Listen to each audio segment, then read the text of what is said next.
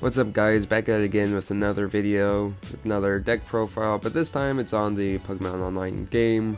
This game's actually really fun. Ever since I got a whole bunch of packs from one of my friends at locals and just got a whole bunch of cards on here, especially for competitive play.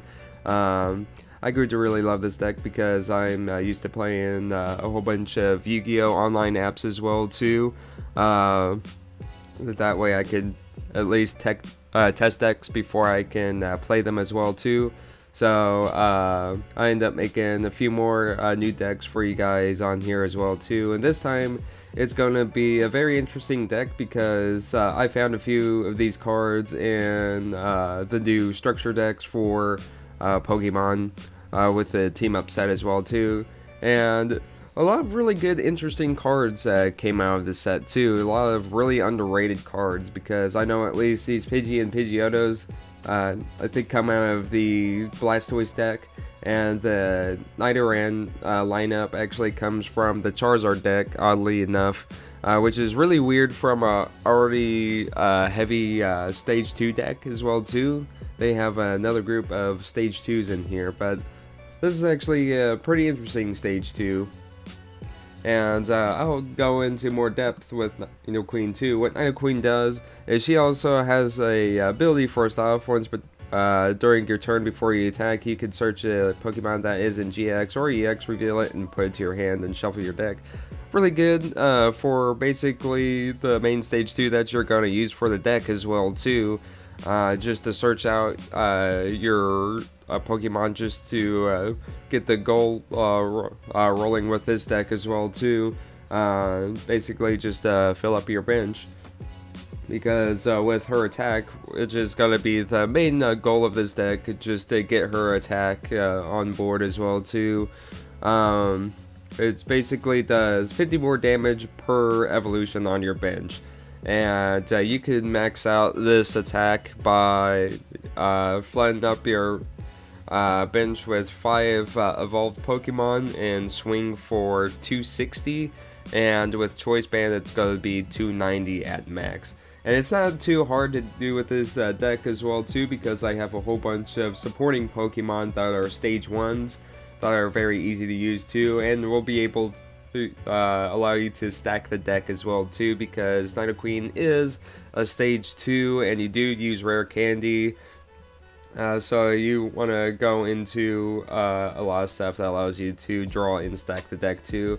And you also notice with this being a Stage 2 deck that there is no Alolan Ninetales, and there is a reason for that as well too, because my main objective of this deck was to make a budget alternative to a deck, and B is to win the prize trade as well too by having no GXs in this deck. And this deck actually performs pretty well just without a GX lineup as well too. So we will go into the basic Pokemon lineup right now. So we will go into for Pidgey. There's a better Pidgey, I believe, in this set as well too, but it doesn't really matter which Pidgey you really use, mostly because you're gonna go into Pidgeotto. Pidgeotto is really cool because you can search up to 2 cards, or not search up to 2 cards, but you can look at the top 2 of your deck, put one in your hand, and put one at the bottom of your deck, which is really nice. It's easy to set up. You can actually search out both Pidgey and Pidgeotto with Elm's Lecture, but we're not using Elm's Lecture in this deck, and I'll explain that here later. Still a pretty good lineup so far with your draw engine as well. Then you're going to run 3 Slugma and 3 Macargo. Macargo allows you to stack the deck with Smooth Over, then you pair that off with Pidgeotto, and it's still pretty cool. So you're basically running the Oranguru engine, but a little bit more consistently, and you don't have to drop your hand down to 3 every single time as well too. Your next lineup is going to be your Stage 2 lineup with Nidoqueen, and your first one's going to be the female Nidoran, which is very important because you can only use the female Nidoran with the next evolution, which is going to be Nidorina. But the reason why you play for Nidoran is basically you use Call for Family, and that allows you to get a basic Pokemon into the bench too. But what really sucks about this one, it does require an energy. It isn't colorless like Alolan Vulpix, but it's still a really good card to put at 4 as well. Next card is going to be 2 Nidorina. This allows you to shuffle back all your Pokemon back from your discard pile into the deck for 1 colorless, which still isn't bad either. I actually really like that as well. And then, last but not least, you're gonna end up running 4 of your Nidoqueen, because it is a big powerhouse card. It allows you to search more stuff. It's honestly a pretty good, well-rounded card. It's another one of those really underrated cards from this set that got really overlooked, such as Charizard as well too. Charizard is still a really busted card, and I feel like this is gonna be one of those sleeper decks as well that's gonna pop up every once in a while. Because me and my friends actually really had really cool discussions about this deck, sort of different techs to run in here too. You could run Malamar to add energy to stuff as well too, but I think that's a little bit too much for this deck to really handle, because this is sort of a pretty steep lineup as well too, because you are running 24 Pokemon in here just to get this deck rolling. So on to the supporters. You're gonna run 4 Pokeball just to get your basics in. You're gonna run 4 Rare Candy just to get to your Nidoqueen a little bit faster. 2 Timer Ball, because you can get a max of 2 Pokemon per ball. You could get your evolutions a little bit faster, especially for your stage 1s, which is pretty nice. You're gonna only run 2 Ultra Ball, mostly because this, in my opinion, Ultra Ball is good in some cases, but pretty bad in some, because mostly you discard 2 cards from the hand just in general, but you're also getting rid of Ultra Ball itself, so you're basically getting rid of 3 cards just to get back 1 card into the deck, which is sort of kind of bad in my opinion, but at least you get the Pokemon that you want in the pinch. That's why I run it at 2 personally. Then you're going to run 2 Cynthia, because this allows you to reset your hand, and if you're low on cards, it allows you to draw 6, or if you have no cards in the hand, it allows you to draw 6, because this game's pretty cool with that type of rulings as well too. Next up, you're going to run 2 Guzma, because Guzma for win, and why not?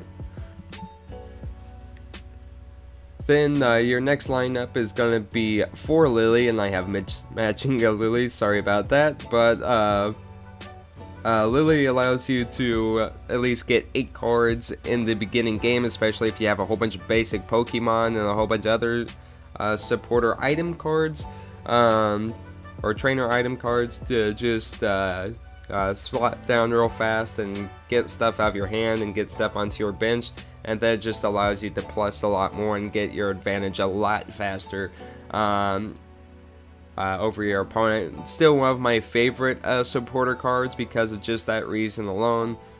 Sort of bad late game if you have a whole bunch of cards in your hand, but I know at least with this deck you're not really gonna have a lot of cards in the hand just as is.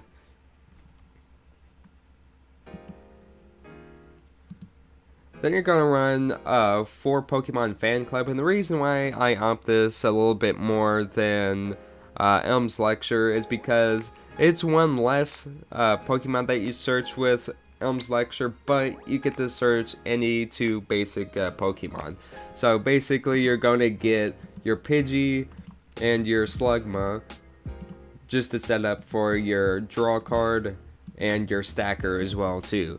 So I think opting into that a little bit more just to get your engine faster, just to search out the rest of your Nidoran and your Nidoqueen stuff, or after you get your Nidoqueen stuff set up, you could just search for more Pokemon and then just start slapping evolutions down on your bench, because you're running a whole bunch of stage 1s that allow you to stack the deck and basically manipulate your board a little bit more and a little bit more consistently as well. Your last two trainer cards in this deck is going to be 2 Choice Band, just to get a little bit more damage into and basically to win the price rate a little bit harder.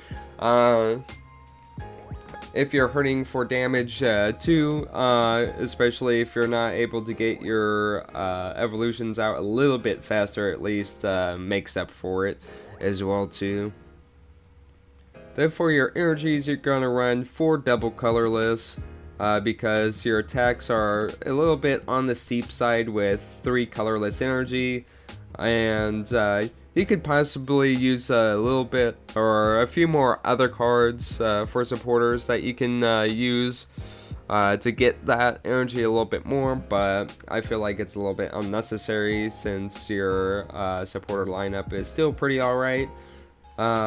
And then last but not least, you're gonna run 6 but last but not least, you're gonna run 6 psychic energies, just to round it off a little bit.